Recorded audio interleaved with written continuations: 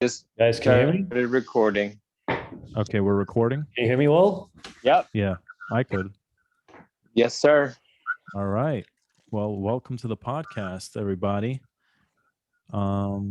We have a special guest, Oliver Martin. The Oliver? sunset. Hello, hello. So it's interesting because we tried to, we had like 1 hour of technical difficulties, so we ended up just using Oliver's Zoom account. Yeah. All right. I'm just trying to figure out what's going on here. Everything seems to be running smooth. There's no echoes. Everything's cool. Okay. So Oliver, what's going on? I'm just enjoying life here in Vermont. Having fun. All right. So how's it like in Vermont? Very snowy and very pretty cold. Yeah, it must be more snowing than it is here, and we've gotten a lot of snow. A lot. Yeah. More than I think the most in the last 2 years. Yeah, every time you have a summer, how come it never goes to me when I speak? No, if anything, the green box is on you right now, even when you're not speaking. But it's weird because on my thing it shows that you have the green box. That's Oh, weird. you're good. You're good. He just wants to get this show on the road already. This is what the podcast is about. You're Weird. All right, whatever. So yeah, every time you have a cool summer like we had last year, the next summer, anytime you have a cool, a warm winter like we had last year, you're gonna get it hard the year after that. But Oliver's out in Vermont, so he's used to that. Oliver, do you miss New York? When was the last time you were even here? the last time I was there in first weekend of March. We shot the second episode That was the of Why last the time you were Bartender here. Hates You. Yeah, Well, that that's was when the the last pandemic time. hit. That is when the Yeah. pandemic hit. I was leaving as it was coming in. Wow. Yeah. So you got away pretty quick.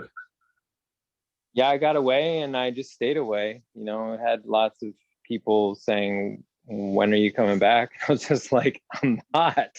I don't blame Sorry." you. Yeah. And New York City was a dump. It is a dump. Well, Honestly. truth is, you're not missing out on anything. New York City hasn't been the same.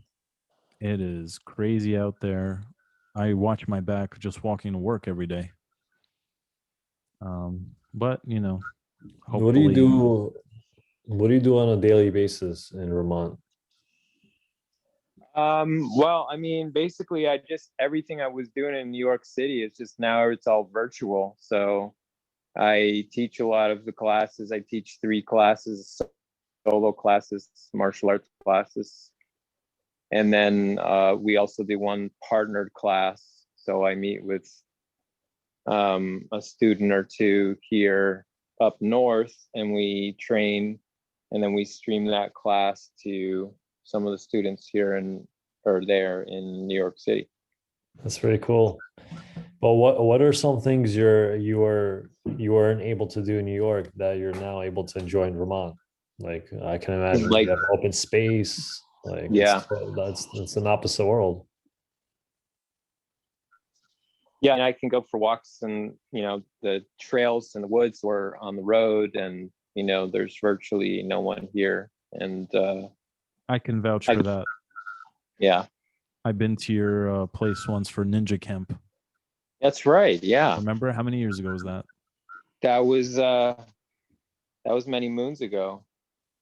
That had to have been like 2015 or 2016, something like that. Fun times, really.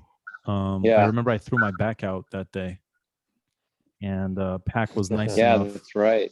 to carry my bag. I loved how we were walking deep in the woods for an hour in the darkness, and you were telling us to use our senses other than sight to get around. Yeah. Yeah. then we heard what was it, coyotes, or what did we hear, or was that wolves? Coyotes would have been Coyotes. coyotes here.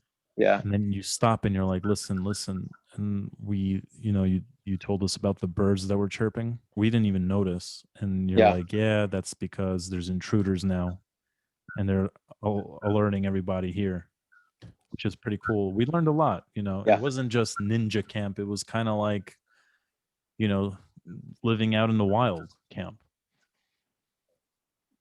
You Yeah. had to swim in your cold ass pond. Yep. Good pond. That was It's my kind of like swimming a, pool this summer. so in a way, it was kind of like a boot camp, but ninja style. For like 3 days, I think. Was it 3 days? Yeah, I mean, it's a way for people to come from the city and experience what it's like to be in the woods and experience some of the primitive skills that you would need if you were, you know, living in the woods. Not just surviving, because survival is like, but I mean, it's really primitive living. Have you thought about doing something like that, like more often, like as a class, or like taking guys and taking people out there? And I'm sure there'd be a lot of people, especially from the cities, who'd be interested in that. Yeah, I mean, my intention is to have a camp this summer. And, after this last year, everybody will be very eager to get into the woods for a little while. So just got to find the right time to do that. And hopefully everything is, it seems as if everything is beginning the process. We're rounding the corner here. Yeah, So, hopefully. it's looking good. It's looking good. In the next 60 days, I think we'll see some real transition back to normal times. Well, maybe it won't be total transition back to normal. It'll be Yeah, a new kind of thing. A lot's gone on in the last year, but that's gonna it's stay coming. forever.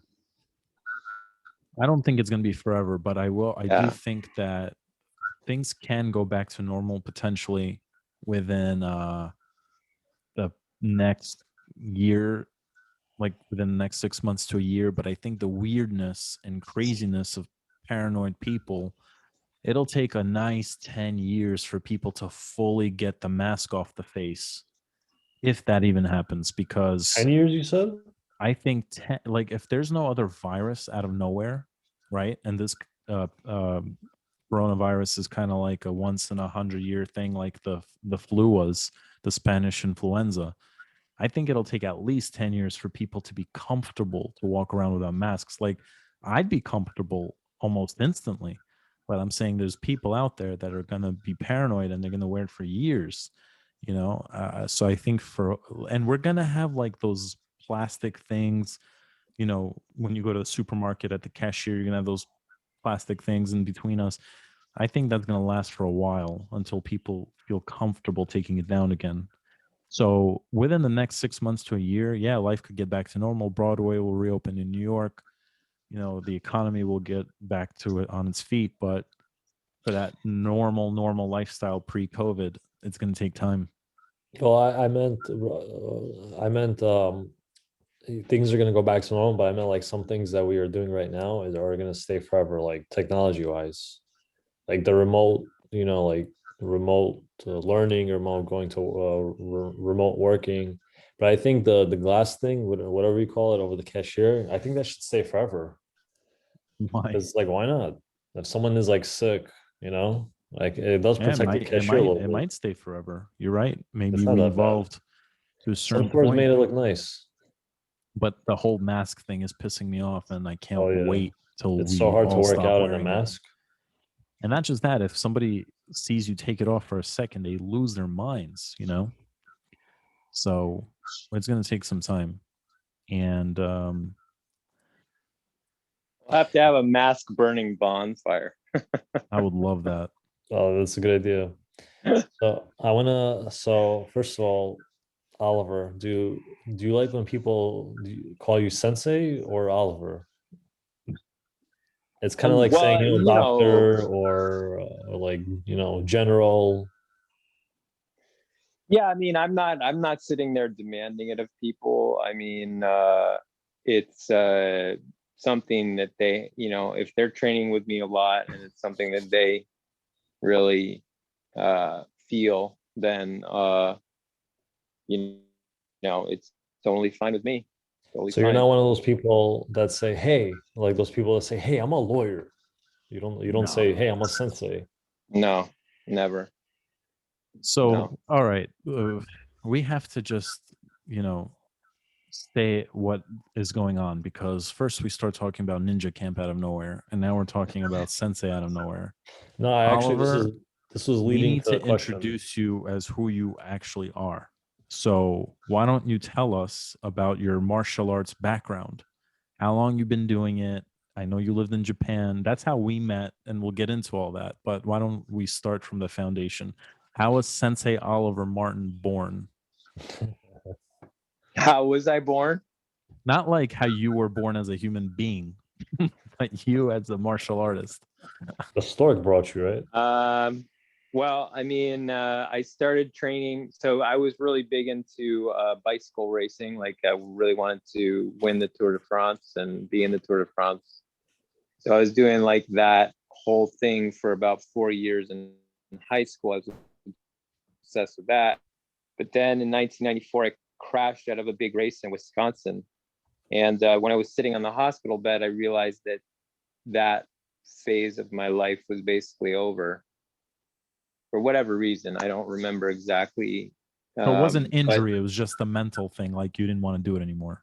yeah, I had been in I've been in the Rockies training that spring. I took my senior semester off and I trained in the altitude in Boulder, Colorado for like 3 months. I lived just by myself, or no, actually I did have a roommate. And I was training, but the results were not coming, and I just kept running into this wall. And I was like, "What's going on? What's wrong here?" And I think I was pretty overtrained. Uh, and so I crashed out of this big race in the summer, and the summer just really wasn't. The results weren't coming, and I got actually pushed out of the race by this huge Belgian guy who just like pushed me onto the side of the road. And I don't know, for whatever reason, I guess I took that as like, I'm not supposed to be there. So it's sort of like I hit the low point. And then that August, when I got like a month later, I got back, I was in Vermont, and I started doing my father's jujitsu class at Dartmouth College. Mm. So your father also did And this. that's how I started my martial arts training. And then a couple years after that, I started doing Bujinkan Budo in up in Burlington, Vermont, and then about 6 months after that, I was in Japan for my first seminar there for 10 So, days. so since your father was into jujitsu, right? Yeah, And you we took were a doing class. How did you? jujitsu, judo, and aikido. Actually, with some aikido in there.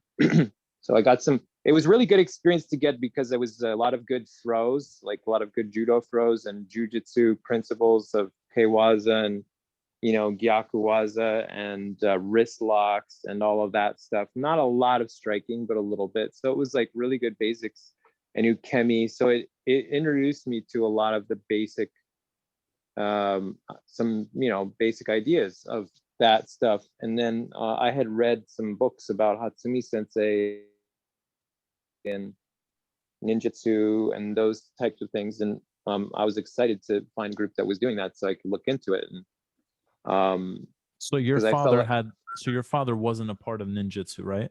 no. So how did you Um, find that on your own? because I just had read Hatsumi Sensei's books, and it was in the back of my mind, if there's any groups or anything around, I wanted to check it out. And then when I went up to UVM for my first year, I found a guy up there in Burlington who had a dojo up there. And so I trained with him for about 6 or 7 months. And then I went to Japan for the first time and went to it was back then it was called Daikomyosai, and which is like all the people from all over the world come to the Tokyo Budokan, and Hatsumi Sensei is teaching for 3 days. And then I also got to experience some of the classes in Japan at Noguchi Sensei Dojo and some of the other dojos there. So that was a good introduction. Just jumped Now, right into it, right into the before thick of things. Before we continue on your martial arts journey, when you started out with your whole bike thing, you said you did it for 4 years. How did your parents or anybody else that was important to you look at that? Did they say something like, did they support you, or did they say something like, no, you shouldn't do this, it's not for you? Yeah, no, my parents were very supportive of that stuff. Very, very supportive of that. And yeah, they were really 100% behind it for that. So I was really lucky, because bike racing is a very, very tough sport. It's like probably the toughest sport.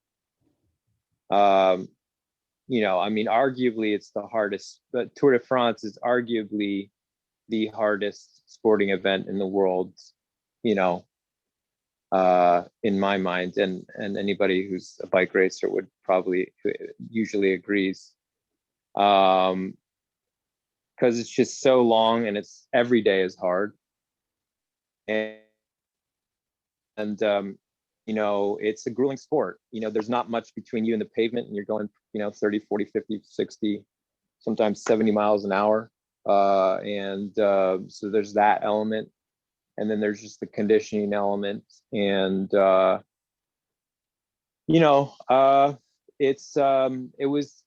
it was a time when, so I had, like Tyler Hamilton, who was one of Lance Armstrong's right-hand men back in the day.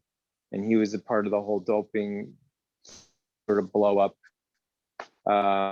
He was on the same team that I was, just there for a little while. And then I had raced against a bunch of Lance Armstrong's teammates and stuff like that. And those guys were they were like doing really well in the European circuit a few years after I stopped. And, but that was a really dark period in cycling. There was a lot of dope and a lot of drugs. And friends of mine who did make it to Europe went over there, and there would just be drugs on the table in the team house at the amateur level. At the pro level, it was a little bit more high, sophisticated, but it was just everywhere. And so it was a bummer. It was a bummer when it happened, because I really worked hard for 4 years to get to that level, to the pro amateur level. But in retrospect, it was a good thing that I didn't go much further. Because anybody that I knew, some guys that were super talented, maybe even as talented as Lance Armstrong, maybe. And they, the drug stuff just turned them off so bad. So bad. Not to mention, cycling stiffens your hips. And I know you preach about that. Yeah. You preach about how important it is not to have them stiff and how to do stretching every day. Still opening them today. Still working on it. So the reason I asked you about your parents' support, or, about the whole bike thing, is because when we talk about, and I mentioned this before in many different videos, and I'm going to keep mentioning it because right now you opened up this conversation, and I think this is an excellent example. So when people do something, right, whether they want to be an actor or an astronaut, whatever it is, right, there's people out there that say, oh, you shouldn't do this. Now, why they say it, who knows? Maybe they're concerned about them. Maybe they're hating on them. There could be a million different reasons why, but in reality, it's not up to us to tell somebody that they're not good at something or that they shouldn't do something. And I think that person will naturally figure that out on their own, because people want to do what they're good at. And you tried it for 4 years and then you said, this is not for me. I don't want to do this. And you left on your own. And you wouldn't have known that if you didn't try it. And instead, you found other things, which was martial arts. You've been practicing that ever since. And you also found that in acting, which we'll get to later. But, and you've been doing those two things so long, that's how you know that's for you. With the whole Yeah. bike thing, you were like, this is not me, I'm out of here. And that's that. And I think Yeah, yeah. that's the point I'm trying to make, that it's not up to us to tell people you suck or you shouldn't do this. They'll figure it out. Yeah. Because people want to do things that they're good at. Yeah, I think it's just like dependent on your passion about things. And at the end of the day, I was warned I had my coach in Colorado, this guy, Alexei Graywell, who won the 1984 Olympic road race. He sort of warned me off the track. He was like, there's another side to this sport. And he said, you'll be on your bike all day. And when you're not on your bike, you'll be in bed recovering. You basically live on your bike. You won't have time for friends or movies or blah, blah, blah. And I didn't, I can be pretty stoked if I want. So that didn't really scare me. But he was like, you won't do anything else. And, and then on top of that, he didn't really tell me outright, but he sort of, hinted that there was a real dark side, and boy, was there. So. But look, I think at the end of the day, it comes down to your love for it, because you could say the same thing with acting, right? With acting, Hollywood can get dark. There's sexual abuse. Oh, it is dark. There's drug abuse. Yeah, I mean, if you get good gigs, you won't see people for a long time. Going through the same thing with that. Yeah, I mean, it's not that I didn't want. I loved cycling. I still love it a lot in its own way. But something just switched, and I knew that martial arts was that energy was supposed to go into martial arts, and like that passion just took over from where I was at. So the way I think about it is like, when I look at it from overall, is that I was supposed to be in cycling for that period of time, and it gave me this rugged individualism, if you will. And then that has very much carried over into the martial arts and even acting, because you need the same, you need to really believe in yourself. It's a tough sport. Cycling's a tough sport. Martial arts is, something that takes a lot of dedication to stick with over time. And then of course acting is too. So I just see it as like a precursor to those things, Right. So you started martial arts, and at one point you lived in Japan for 4 years. So how many years total were you training? How and when did you become a sensei where you had when you opened up your own dojo? Well, I started teaching people the summer that I came back. So I was in Japan from 2000 to 2001, and then we had 9/11 happen, and I ended up not going back and getting my visa fulfilled again. So I lost my visa ability in Japan. That sort of lapsed. So I wasn't able to go back, because I didn't go back after 9/11, and then it just drew on and on and on. And so I ended up basically just living here for a year. I went to UVM for another semester, and it was that semester that I actually started teaching to a couple of guys that had been training, that I trained with in another training group. And we started doing some classes that was up at Johnson State College or whatever, up in Johnson, Vermont. So I was going up there and starting those classes. I was teaching a few classes here and there at UVM. So it was starting to get going. And then, of course, but I wanted to go back to Japan and continue training. So I did that eventually in the fall of 2002. And then I did teach at Sophia University a little bit. I started a little training group there. So I was actually teaching a little bit while I was living in Japan. And we had fun with that. And I had a few seminars when I would come back for like school vacations. Did one in New York for a guy there, and I also did one up here in the Upper Valley at Dartmouth at one point. And those were great experiences. And but then it was really in 2005 when I moved back here and I moved to New York City to pursue acting more, because I had been doing modeling and things in Japan, and that introduced me to like television commercial auditions, and I was like, oh, this is cool, what's this? Because I didn't know about that world at all. And but I really wanted to look into it, and so the more I looked into it, the more I was intrigued by it, and I wanted to study it. And it was time for me to come back here. And that's when, my teachers in Japan were like, you should teach martial arts when you're back there. So that's what I started doing in 2005 and started the training group in New York. And Andrew was one of my first students, and then Pac Andrew's and Ralph. a cool dude. And you said Yeah.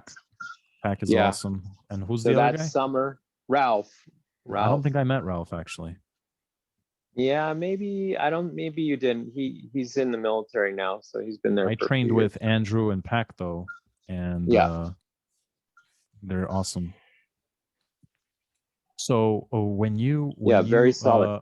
when you started out acting, were you kind of like Sylvester Stallone, where you did like a hidden porn video that nobody knows about? That's kind of hidden. Is that something No, that we have to be afraid of surfacing one day? No, I mean, unless somebody was videotaping something, it shouldn't. I mean, no, I never did that for money. No, All never right. did it at Good all. to know. Good to know. All right, Yeah. good. So you kind of got into acting, just like, how did you get into you said you were modeling in Japan. This was your last year in Japan, and then you were doing commercials there. Well, actually, it was in 2002. I was hanging out with some friends, and a girl that I was seeing at the time, her roommate was actually casting a Barney's catalog in New York City. And she took my picture for the casting, and they ended up calling me a few weeks later and were like, hey, do you want to be in this catalog? And that ended up being the 9/11 commemorative catalog for Barney's. So there was actually a lot of celebrities in that catalog, and it was Annie Leibovitz was the photographer for that shoot. So that was kind of cool, because that was literally my first modeling job, and it was Annie Leibovitz, who I had no clue about. Wow. I was completely I'm sorry, naive. I don't even know who that is though. Yeah, I know. Annie Leibovitz, my bad. Annie Leibovitz is Sounds big. pretty famous. But the way you said it, I know that they're a big deal. Yeah, she's a very famous photographer, very famous for her. And this was in Japan, right? No, this was in New York City. Oh, it was already in New York.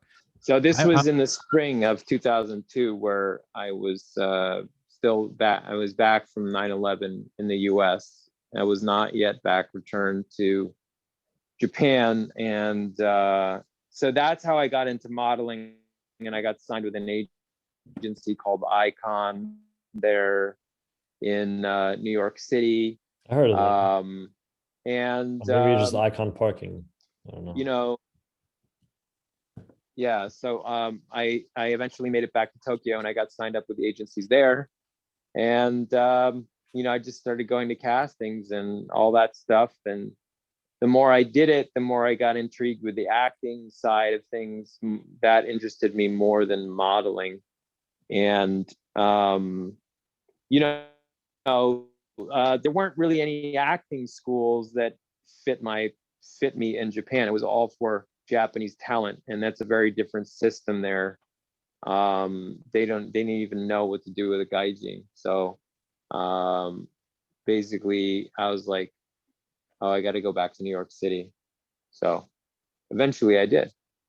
Why, but with acting, why did you say you have to go back to New York? Why not, like, LA being the capital of, or Hollywood being the capital of, the arts? Probably because New York is so close to Vermont. Well, for me, New York City was the place you go to get training for acting.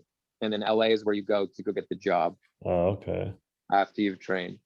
So that didn't really turn out to be, I mean, I lived in LA for a year in 2010, but it was really slow then. And the movie industry was pretty sluggish, and it was a weird year anyway. It was kind of an off year. So who knows, things might have been different if I had stayed longer there. But no, New York is fine to stay at because New York has a thriving TV and film industry there. New York is very underrated with that, and especially with the technology we have these days, with the way now you evolving. don't need, now it doesn't matter where you are. I mean, really. Yeah, exactly. You can do things in Vermont because it's all about the internet now. Yeah. So that's kind of where things at. I mean, it's funny that we talked about the bike crash because I mean the time we're going through now feels like that as well. Like, I feel like there's been a real shift, and people are being called to just make and create from where they are, not absolutely necessarily try to always pander to an industry that might have its own agenda for itself. Like, they want to make money in the way they want to make money. That's cool, but maybe with the opportunities that are available for people, they can feel like, well, maybe we'll just make our movie now, not wait for somebody. It's funny you say that because I feel like because of COVID-19, I feel like I had to reevaluate what I was doing, and I made some changes to what I was doing. And I'm happy with the changes I made. So, sometimes things happen like a speed bump, if you will, in our lives, which cause us to shift course a little bit, to change direction. Yeah. So the way we met is because of my cousin, Master John. Shout out to Master John. All Master J. So the thing is, all my life, I was dying to do some karate and shit like that. And when I was a kid, I did some karate class, and but it was like a BS one. And then they have like Tiger Showmans, and I'm like, it's so commercial. I want some underground shit, And one day he says to me, Johnny, out of nowhere, he says, "Yeah, because he was friends with Pac at the time, and Pac is who brought him into your dojo." And he says, "Yeah, I've been practicing martial arts for about 6 months, and I know you've been mentioning it. So would you be down to come do a class?" And it's hard to get me to do new shit. So I was like, yeah, I'd be interested in that, So I come, I don't know what to expect. And, you start teaching the class. And next thing I know, you whack Pac in the face or like in his neck, mad hard. I'm like, oh shit. And I walked away. I didn't like leave the class, but I took a few steps away. I'm like, yo, I don't want this motherfucker, I don't want him touching me like that. But then later I learned you only do that to students who are ready for it. And the significance is that you need to feel that pain so that if it happens in reality, you're not like, oh, what just happened? You're ready for it. Yeah, because the first thing you do, it desensitizes you a little bit. Yeah, absolutely. Isn't that what they say about with boxing too? Like you have to get hit in the chin a few times? Yeah, Probably. sure.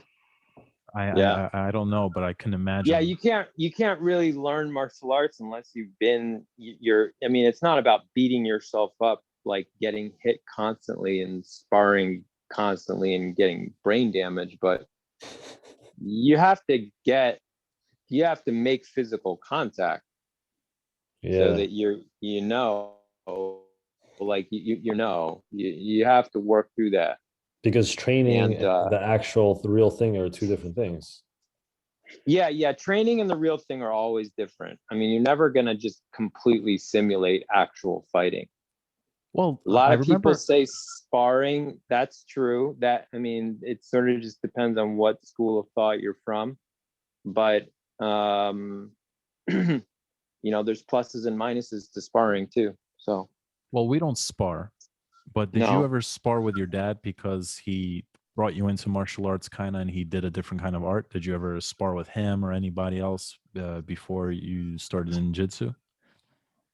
No, you know, the way Nagato Sensei explained it to me was that, you know, if you're training correctly, um, in the manner that they're showing, it becomes a simulation of real fighting, because those are the skills. You need the skills of distance, timing, the waza, the technique, you know, henka variations.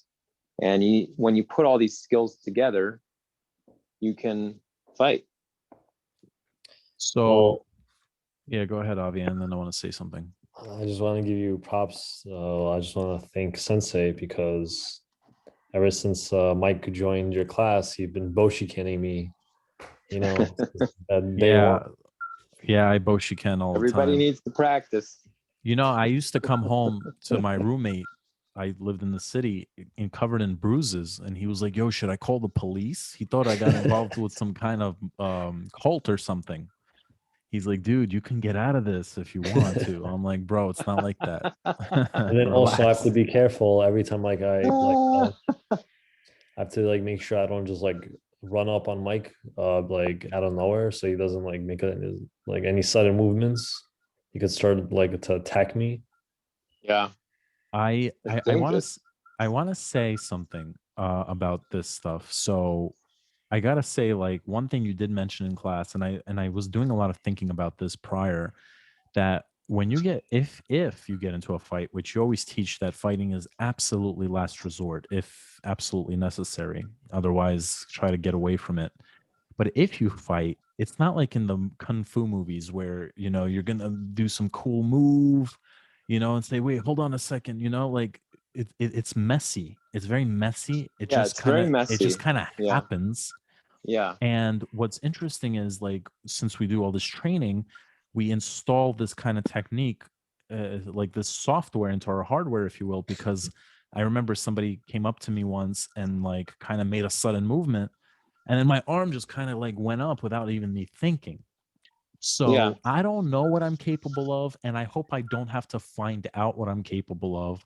And I'm also not too overly confident. Like I don't want to think like, yo, I'm the man, nobody better mess with me. But at the same time, it's nice that I might know some skill. And what I love about this art, we use our weaknesses as our strength. It's theatrics. We sometimes deceive the opponent, with something that might seem, but it's not really there, kind of thing. Does that yeah, make sense? Right? Am I saying yeah, that right? yeah, So I've always been a fan. I love that this is a defense first class, which turns into offense. yeah, Um, And then I remember when Master John told me once, I think it was a class or two or three in, or maybe even a month, but he says, that Sensei Oliver is an actor too. Maybe you guys can talk. And I think when he made that little introduction between us, even though we knew each other for about a month, we're both kind of like, yeah, all right. Like, like, okay, yeah, sure, whatever.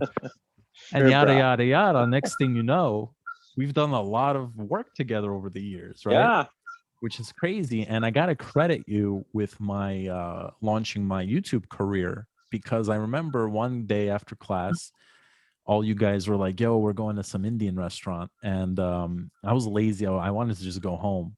And I'm like, I'll just come. And then you were like talking about, being an independent creator, right?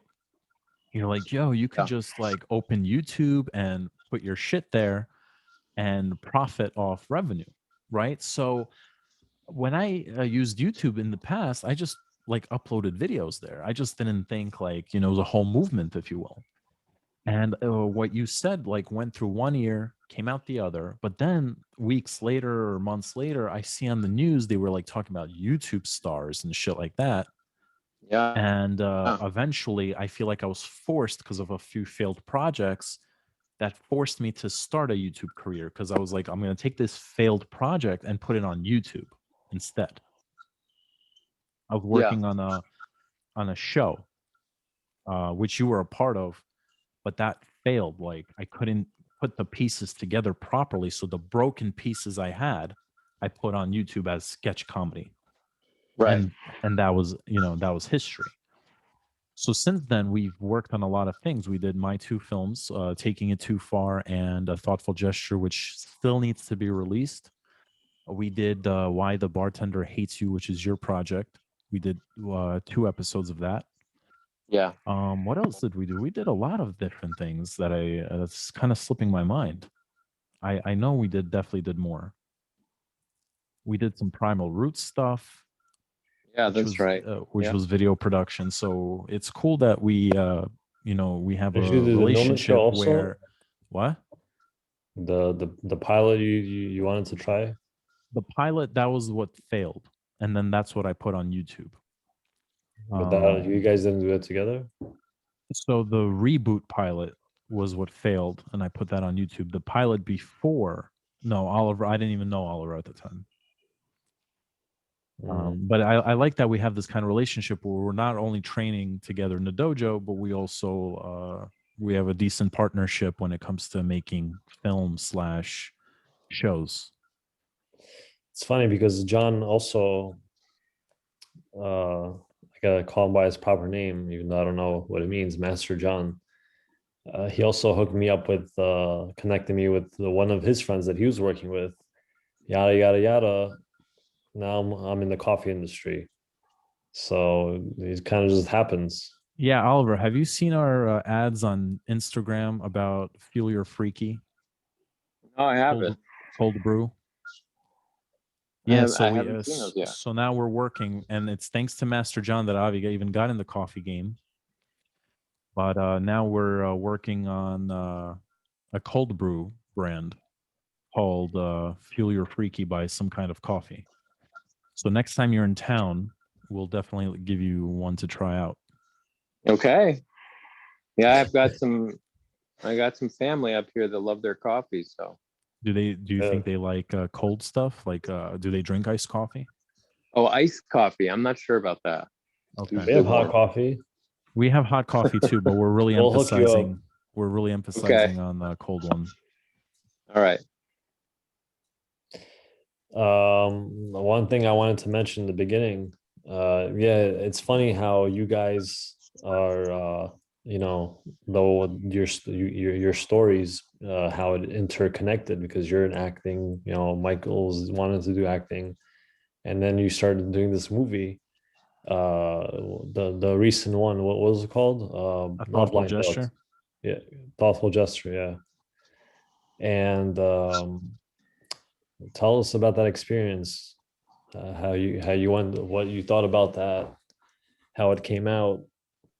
Are you asking me or are you asking Oliver? I'm asking Oliver All right, Oliver. from his perspective. Go ahead. Oh, yeah. Well, it was it was a lot of fun to do that one because, you know, Michael's evolved a lot from the first time that we started doing the videos. So, it's been a lot of fun. Although, actually got quite sick during that shoot. Yeah. Yeah. Yeah. And so there were some difficulties, but it still came out really well. And basically the first, we did those YouTube videos back in the day, and that was cool and that was fun. But it wasn't until taking it too far that I saw that Michael actually has some real direct talent as a director. And I mean, and I felt like he had some good acting stuff to draw on before that, but it wasn't until that movie that I saw that he had real talent and should really develop this. And so I'm really glad to see him continue to do it. And so this one, so I really liked Taking It Too Far. I saw some really just good, just good execution of a short film. You don't always see that. So and that's something I've told Michael a lot. And then in this latest one, it was a pleasure to work with him again, because I knew that his game was going to be stepped up even further from the last time, and it's true. You look at the result this time, and that film is even better. I mean, so I like the story, and I have fun playing the bad guy. and we got some really great actresses there too. There were some really, really good actresses. I actually thought you did a really good job. One of whom I was in acting class with. So go ahead. What? I was gonna say I thought that you did a really good job at the during the first movie too, as the doctor or the therapist, whatever it was. Yeah. I liked playing that character. Yeah. Because you played no, didn't you play two different actors in that same movie? No, it's the same. When you punched them in the it's the stomach? same character. Oh, that was the same. No, guy? I was just the doctor. Yeah, people need to watch it. But we had that shoot where we were doing some reshooting and stuff like that. So it was there was a bit of a time lag. It was like a year, I think it was, right? Oh, a year, yeah. But Yeah. it's part of the plot. It was intentional where, and people notice. They're like, oh, why does he look like this here, but he looks like that there? And it fits, it actually was like not a mistake. It wasn't supposed to be that way, but because it worked, it actually worked out for the best, because we took advantage of that and it made sense for the plot actually very well. What I gotta say though is that it was a pleasure working with you on those two projects as well. And as much as you did great as the therapist, I think you stood out more as the bad guy in A Thoughtful Gesture, not because you were a bad or a good actor in either film. I just think that as the therapist, you were kind of just like regular, if that makes sense. You understand? It's not because your acting skills were bad or good. It's because when you played you played a pimp in The Thoughtful Gesture, you really took that character to a different direction, a darker direction, and it really like popped out. You know what I mean? So I'm not saying like one's better than the other as far as acting. I'm saying I think I personally was more excited for your character in A Thoughtful Gesture, if that makes sense. Yeah.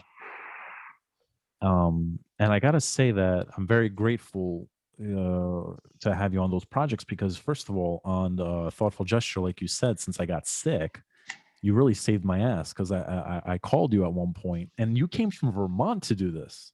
Okay. Yeah. You came from Vermont. Dedication. And I was like, dude, I hate to do this to you. Of course, I'll make it up to you, but I'm really like severely sick. Should we shut down this production and resume when I get better? Like, I was really bad You shape. think that you had COVID? I don't know. Yeah, I mean, I was thinking that was COVID, because or whatever the hell it is. And then because I got sick. I almost got sick. I was basically I was a bit sick when we were shooting a week or two later for the bartender. And so maybe it was COVID then.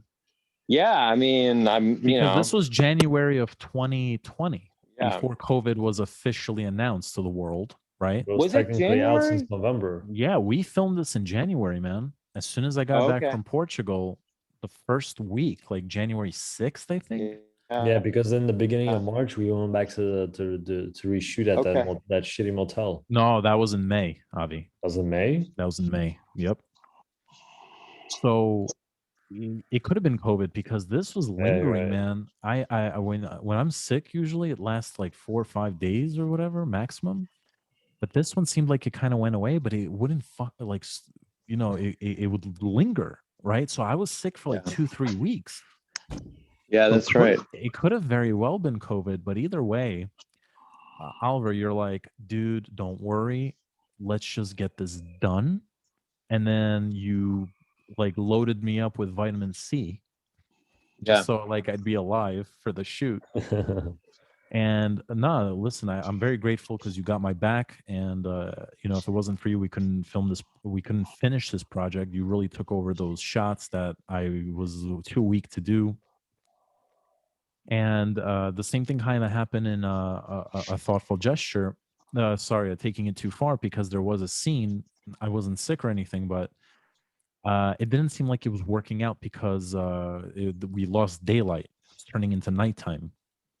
And you kept Yeah. saying, let's just keep filming. Why not? Who cares? What do we have to lose? We're already here. Yeah. So, and that footage ended up being useful.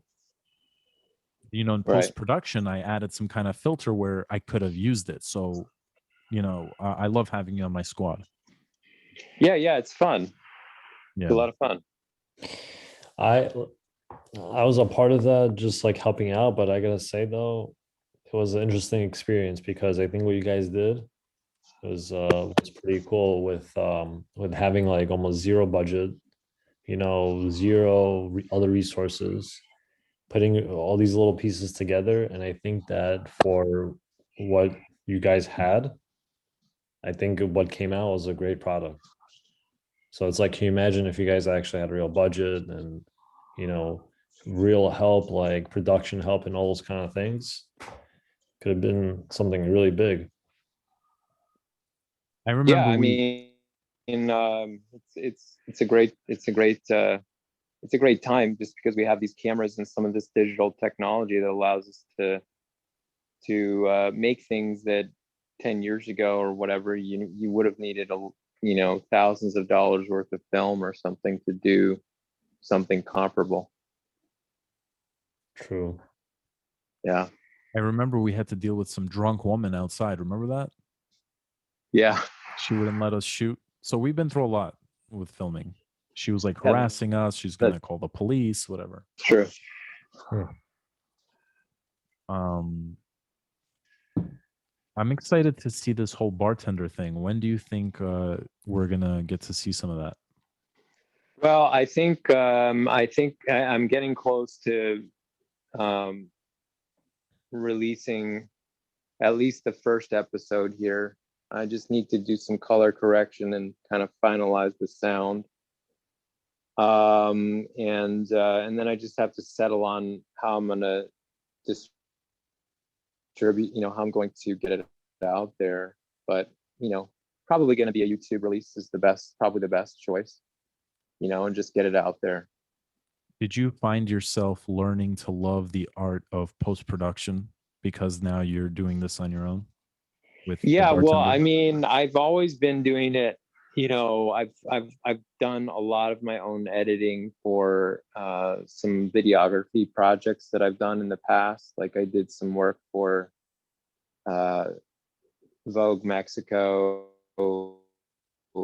and I did a couple of jobs for them, and I did a couple of jobs for some other magazines, like I think I did one for Esquire.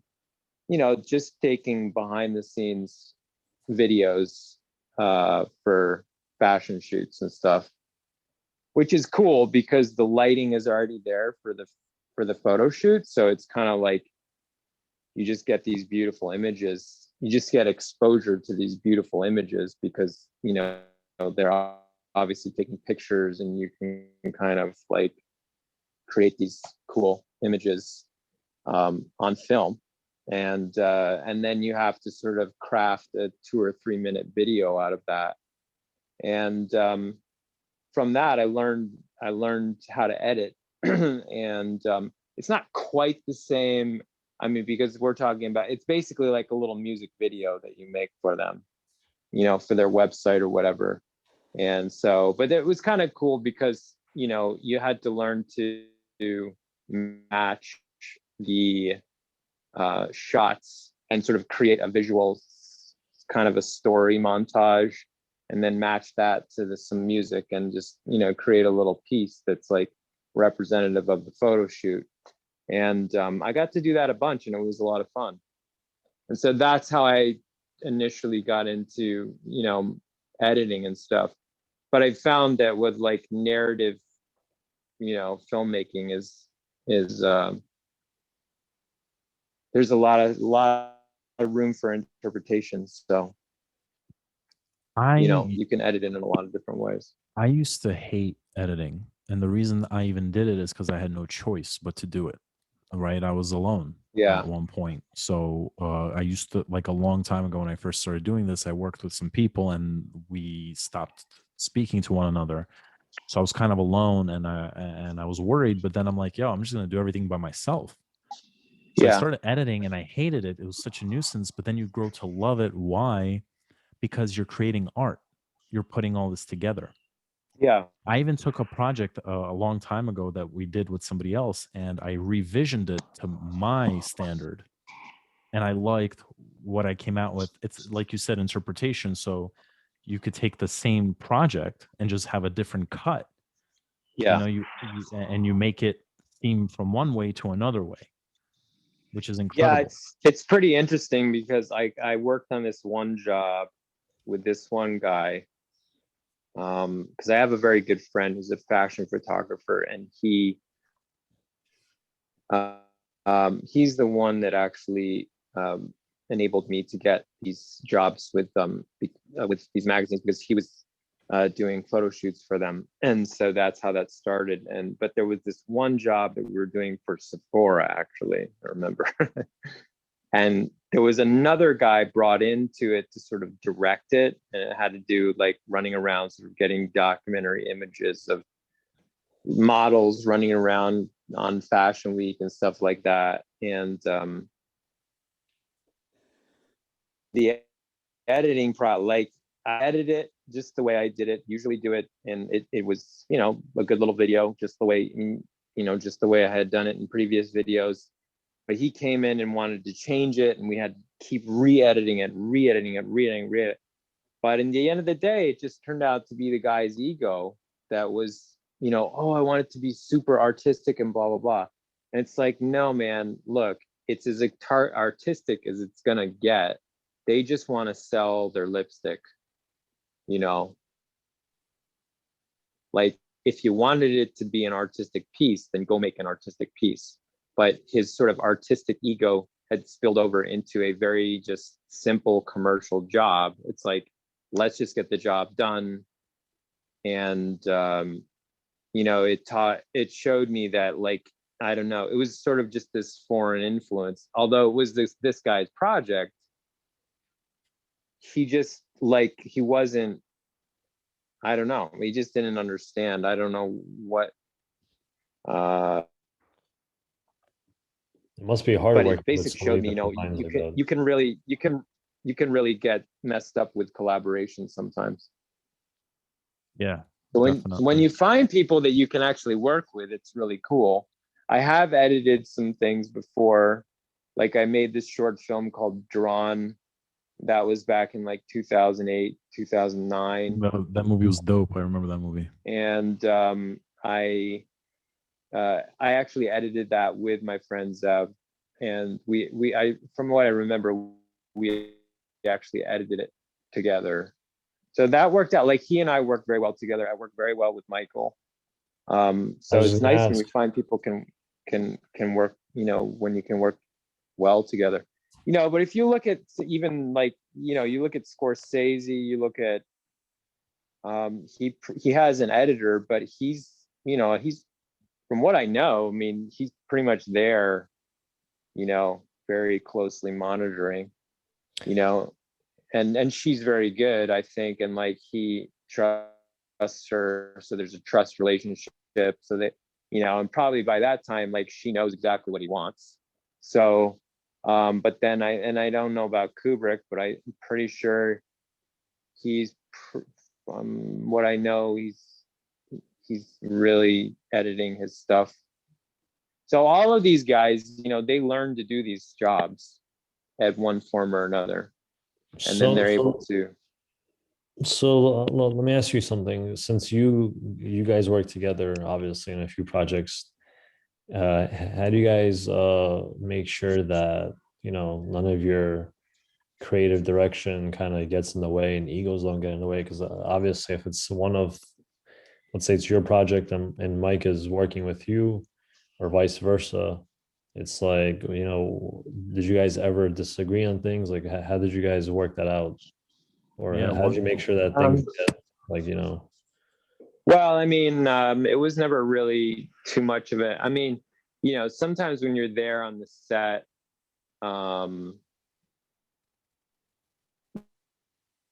you know, it's just sort of because you're working and you're like, you really want to get it done, or you're sick, or something's not working, or something like that. But I never really felt intense, like bashing of heads or something when I was working with Michael, because I think at the end of the day, we actually wanted to work to get, like, the overarching level of it was we want to work together, and we know what we're doing, and the intention is to do the project the best that we can do it. Sometimes there's just frustration if you can't do something, or if you have to change this and you had one idea in your mind and you have to change it. Oh my God, blah, blah, blah.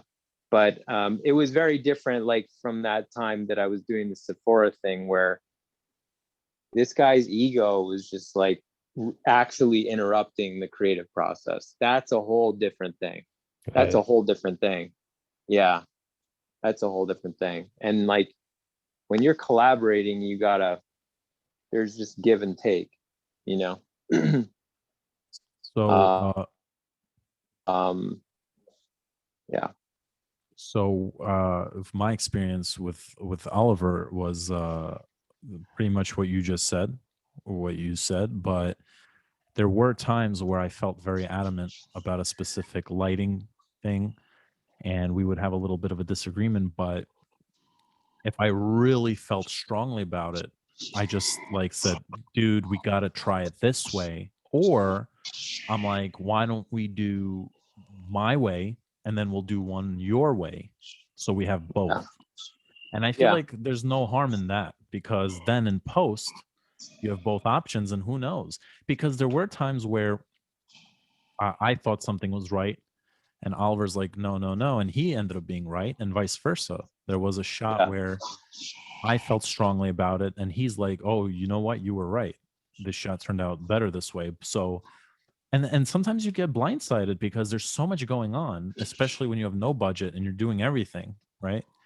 There's so much going on, you miss things, you know what I mean? So yeah, and I think advice to anybody else who's collaborating, right, and has a very strong artistic opinion, if you ever feel like you're bumping heads with somebody, just do two different shots of what you want to do, and that way you'll have both options, and that's it. I was on That's it. set once doing sound for somebody, and that was not my project at all. So in the end, there was a shot that they were doing, and I saw like this vision of how it should have been done. So I carefully went up to the director and I said, listen, this is my 2 cents. I'm not trying to, you know, and it's not like I did it in front of everybody, but I think it would be cool if you guys tried that way. Just saying, you know what I mean? Do what you got to do. It's your project. They didn't end up doing it my way, but if I was working with him, I definitely would have had my version of the shot done and his version of the shot done, and we would figure it out in post production. That's it. Yeah. Yeah. You also Yeah, I need mean, to know. I think any urgency we have experienced on set has just been to try to you know, to try to get the results. But like if it's Michael's film, I have a pretty good idea of what he's trying to go for, but I don't have the exact idea. So, in those times where he got the shot that he wanted, it made sense to me. But other times, like maybe Michael was getting so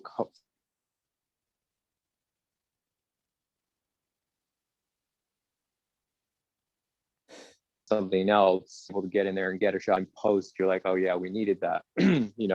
But when you're the director, it's tough because like when especially this last one with episode 2, I was running around, I was the cameraman, I was the director, and I was like pretty much I was a one-man show that day, and that was a little much.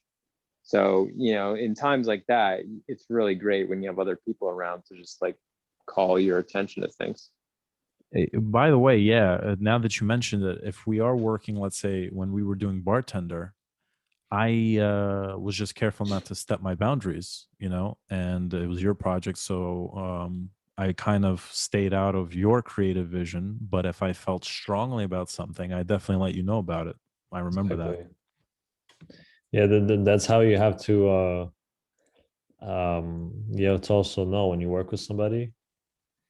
You have to know when you're like the number 2 guy, and that's how the workflow goes. Otherwise, everyone's always going to constantly bump heads. Just like, oh shit! No, he's back. Oh shit! Oh, that was funny. Yeah, I got herbed. Was that recording the whole time? You're on mute, Oliver. He doesn't even know. He's frozen. He's still frozen. And the green box is on you, by the way. So it's funny you say the green box is on me, because when I'm looking at it, the green box is on you. This is a mad experiment. I feel like the finished product of this, the recorded product of this, will be completely different than what we're seeing on screen. Oliver there? He's frozen. Yeah, oh, there he is. For a second. I can't hear you. Mute. Yeah, wasn't it creepy the way he's... There we go. What's up? Welcome back.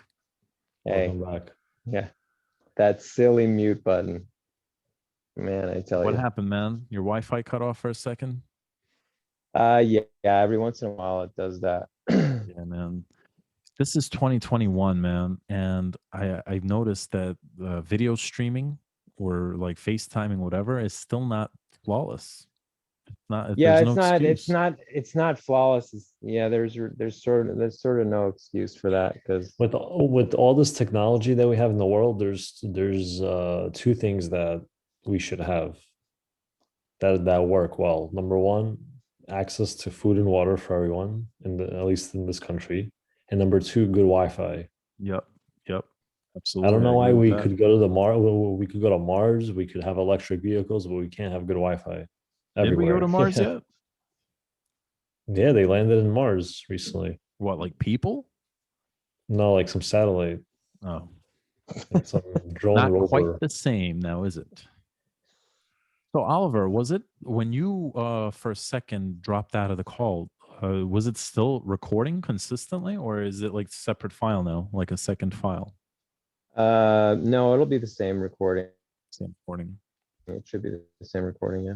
Avi, what were you saying before Oliver disappeared on us, pulled a ninja move on us for a second? You were saying something about film. Yeah, Do you remember what you were saying? I was alluding to what Oliver said himself earlier, was that basically when he was working with on your project, he already knew what you wanted, but he still made some decisions, when he needed to. And that's different because also he knows you, you know him, you kind of know each other's styles. But when you're working on someone else's project and you're also a creator yourself, you need to know when to take a step back.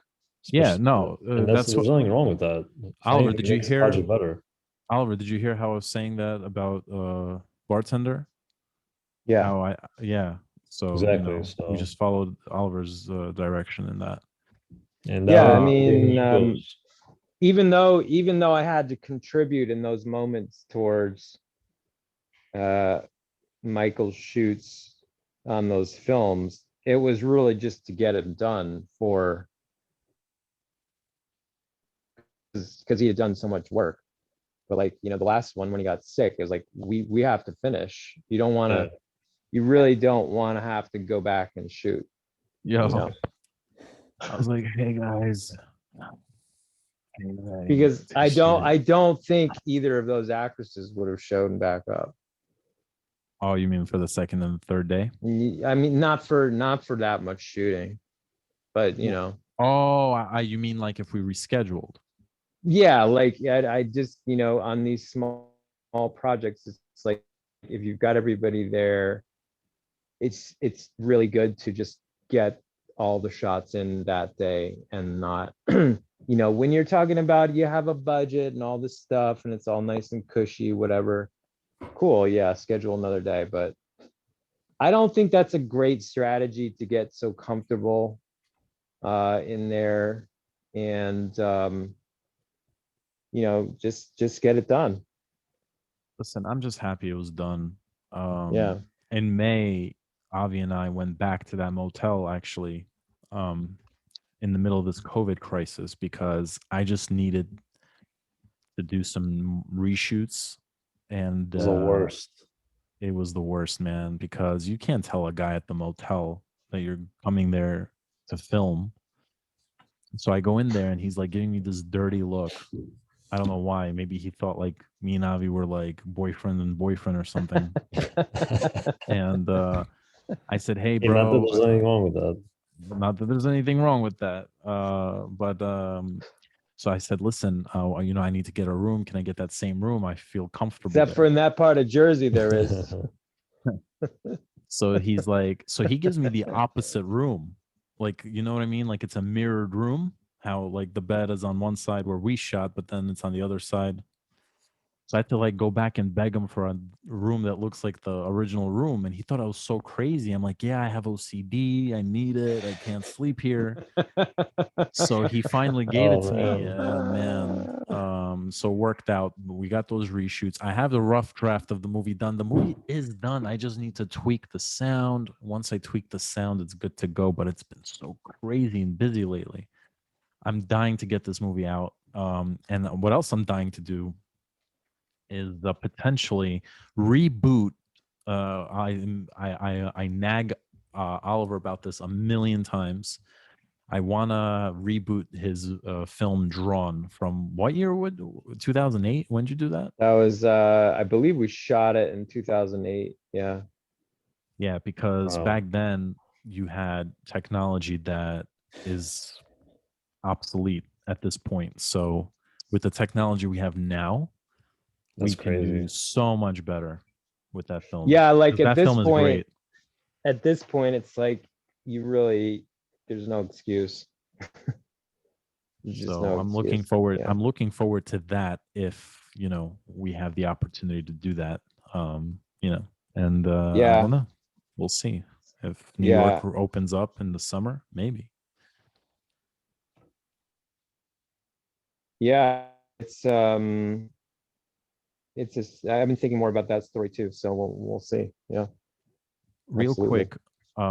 So I want you to tell us real quick because uh, you have definitely changed up your lifestyle from what we spoke about, and you usually go to sleep early. You're staying up late for us. So, can you tell us a little bit about your new lifestyle, about your sleeping habits, your eating habits, why you do this, and how it makes you feel? Oh, well, I mean, up here, you know, it's just easy to go to bed at 9 p.m. or something. Whereas in the city, you know, you're up until midnight or something, just because everybody's still up. But here, everybody goes to bed early So it's because, like, and what then, else you're gonna do? yeah, you can't, you know, there's no noise around. So your natural rhythm kind of begins to go to sleep when the sun goes down. I mean, that process is like there. So by 9 o'clock, I mean, you start feeling tired on a weekday, Makes you at you know, peace. and Yeah. yeah, you know, just more like living out in the country is like that. And then as far as, well, I mean, even when I was in the city, I was pretty experimental with the food that I was eating since, probably 6 or 7 years ago.